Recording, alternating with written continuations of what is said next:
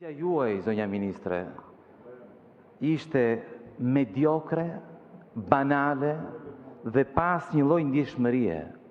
Si mund të dilni aty dhe ta filloni talljen tuaj, fjalimin tuaj me broçkulla, duke thënë nuk është fatkeqësi, është fatkeqësi.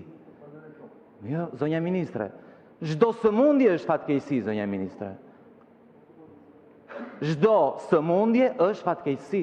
Po në rastin konkret, asaj fatkeqësie jeni shtuar ju, jeni ju fatkeqësia e atij zotërisë që vdiq. Sepse ju duhet garantoni ilaçe në spitale.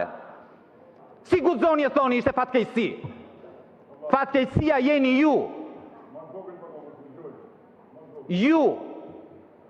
Pastaj nuk e nga ta nisësh. Zotëria ka humbur jetën dhe ju dilni aty thoni ajo është sëmundje pashërueshme dhe për ta kapur duheshin kontrolle parandaluese. Çfarë do thotë kjo, zonja ministre? Që fajin e ka ai që nuk bëri kontrolle? Ai e ka fajin, zonja ministre? Ngriheni kokën, zonja ministre. Ai e ka fajin? Fajin e keni ju, zonja ministre. Nuk e ka ai. Fajin e keni ju. Nuk e ka ai. Dhe nuk mund të vini këtu. Ju lutem dëgjojeni mirë, zoti Shaj, dëgjojeni. Dhe nuk mund të vini këtu.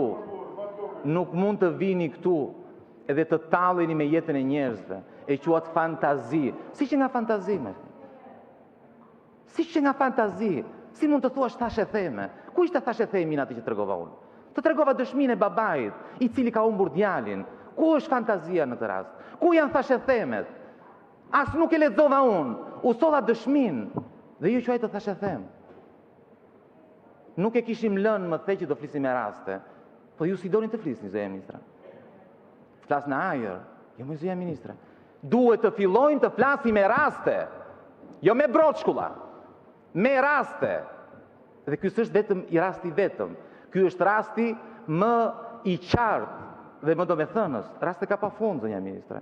Se ata që shkruajnë në rrjetet sociale, zonja ministre, janë njerëz, janë qytetar, nuk ka rëndësi nëse e thonë një studio televizive, apo e thonë në Facebook, po tregojnë rastet e tyre, pa fund, ka marrë me qindra reagime, zonja ministre, se pyeta qytetarët, për çfarë duhet ta pyes, cilat janë rastet, sepse vazhdoni e thoni që është gjithçka falas, është çdo gjë në rregull. Nuk paguajnë lek në për spitale. Raste pa fund. Do një emra tjera. Ja ku e keni. Mikel Sino, zonja ministre. Lek për operim dhe për çdo seancë kimioterapie, më kërkonin lek ata. Dhe më thonin, kur nuk kemi ilaçe, do t'i blesh vet. Andi, zonja ministre, kemi të kushtojnë shumë. I filluam duke i bler vet dhe më pas tanë që ilaçet erdhen. Në të vërtet nuk t'i japin. Të vendosim vetëm një ujë fiziologjik, pse gënjejnë, po sikur të jetë njeriu yt, zonja ministre, e shkruan Andi. Po nga infermieri që t'jep çarçafët, krye infermieri, doktori, deri te ilaçet, edhe pse je i shtrirë, duhet me i bler në farmacin që të thot doktori. 3 vjet baba im në onkologjik, dhe duhet të bëja dhurata të mund të merja ilaçin. Dhe shumë raste s'kishte fare. Dhe kështu me radhë janë me dhjetra, nuk janë fantazi, janë raste konkrete, janë jetë njerëzish. Po ju nuk e dini se ju nuk e keni përjetuar ndonjëherë, se ju jeni ministre. Juve s'u kërkon njëri lek, për ju hapen dyert, ashtu si ndodhi me Ramën. Po nuk mbaron me kaq. Në 3 fjali do bëni muhabet në tavlan ballën apo më dëgjoni mua për kërkesën që kam? Zonja ministre? Do bëni muhabet në tavlan, erdhi çfarë? Ju paj që jeni keq, erdhi tu qetësoj?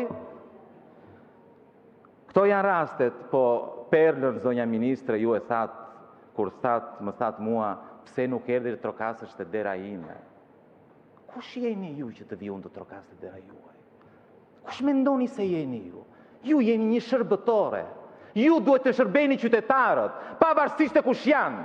Deputet, ministra, pasanik, të varfër apo jo. Ju duhet të shërbeni të gjithë. Si mund të më thoni pse s'e trokas? Qa do bëni ty po trokisja unë? Do ja ishni ati e do ja ebni dikuj tjetër? Apo do bëni të kundërtën?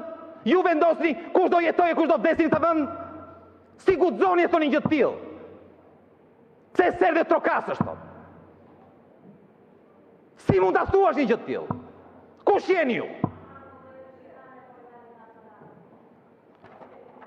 E vërteta, zonja ministre, është që paratë e ilaçeve i keni në xhepat tuaj. Fute dorën te çanta juaj, do gjeni lekët e ilaçeve. I keni bërë vila, i keni bërë rezorte.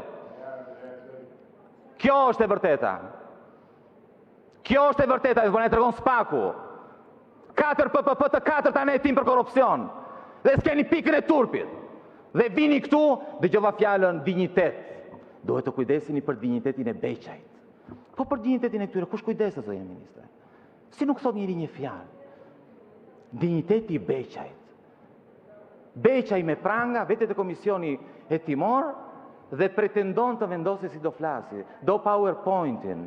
Çmenduri. Imagjinojeni një vend perëndimor, në parlamentin e Italisë, të Gjermanisë, të Francës, që një ish ministër i akuzuar për korrupsion të thëritet në komisionin e timor dhe të thotë unë pos më dhat PowerPointit nuk flas dhe bllokohet parlamenti. Normalisht bllokohet parlamenti. Sa i është juaj? Ai parat nuk i ka marrë gjitha për vete. Ato para që duhet ishin ilaçe dhe që sot janë në pronat tuaja, me të cilat ju e një pasuruar, me të cilat ju e keni dalë, se s'kishit kokër leku, kur u futët në parlament. Dhe tani jeni bërë milionera, dhe pretendoni që të vinë trokasin të dera. Aman ma jepat e ilaçin, se kështu është një fatkeqësi. Kjo është e vërteta, zonja ministre. Dhe pastaj çfarë bëni? Mjekët, thot, kemi marrë masan e për mjekët. Kushtëm në rastin konkret, mjekja ka fajin? Qa kuptuam ne nga denoncimi që bëri? Mjekja i tha, nuk ka ilaçe, ka mbaruar. Nuk ka ilaçe, tha, ka mbaruar. Çfarë duhet të bëj një mjeke? Qa të bëj? Nuk ka ilaçe. Do i thot nuk ka ilaçe. Nuk ka fajin mjekja, zonja ministre. Fajin e keni ju. Ilaçet nuk janë aty, sepse i morët ju. Si mori mjekja, të paktën kështu del nga çfarë thot qytetari. Ajo mas e vjet në një mënyrë tjetër. Po ilaçet mungojnë, se nuk e thot vetëm ajo, e thon të gjithë, e thon komunikimet. Ke çatin. Mjekët me njëri tjetrin, i thot mjeku, nuk ka ilaçe, thot, ka mbaruar.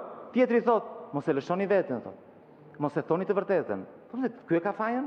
Ky mas e ka shumë fajë. Po s'mund t'i thoni që ka fajën ky se mungojnë ilaçet. Se s'ka ilaçe ai kështu do i thot. Nuk janë mjekët. Nuk është problemi. Mjekët ne këtu s'jemi, unë nuk e kam thëritur për mjekët. Folët 1 orë për mjekët. Unë u kam thëritur për mungesën e ilaçeve.